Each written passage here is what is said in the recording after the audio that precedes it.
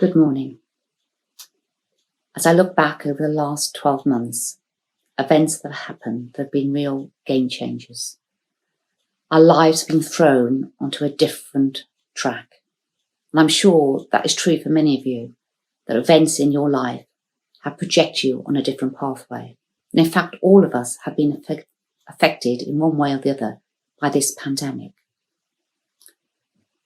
And as Christians, we know we're supposed to choose hope, and we're supposed to be joyful in hope. But sometimes, I don't know about you, but when I wake up, the last thing I want to do is to rejoice. When life is hard, when there's trouble all around you, when your heart is breaking, life is tough, and it is really difficult to be joyful. When all around you is telling you to choose joy, but you are breaking inside, what then? William Shakespeare in King Lear wrote, "The weight of this sad time we must obey. Speak what we feel, not what we say."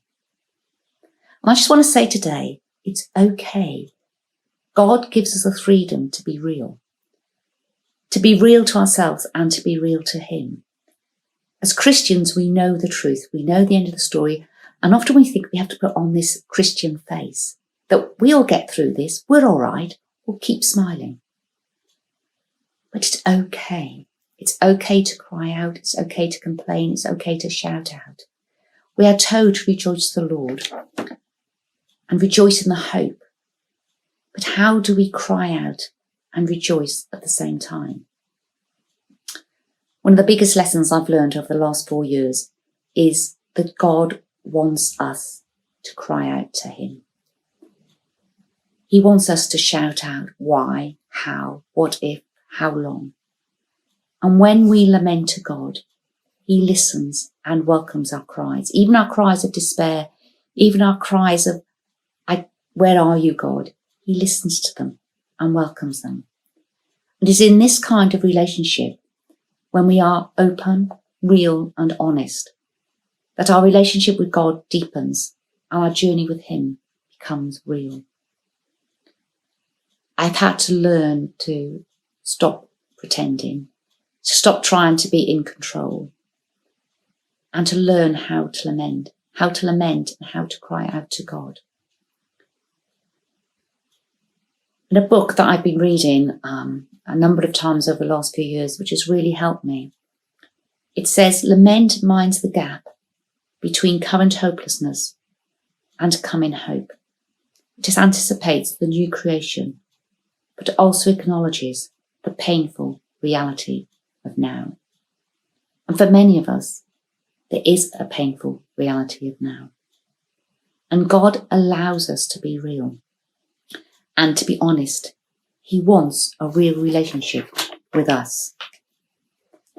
When life around is tough, when it's bleak, raise your eyes above and beyond and look upwards. Suffering will not have the final say. Our hope is rooted in what Jesus has done for us, and that one day He will return.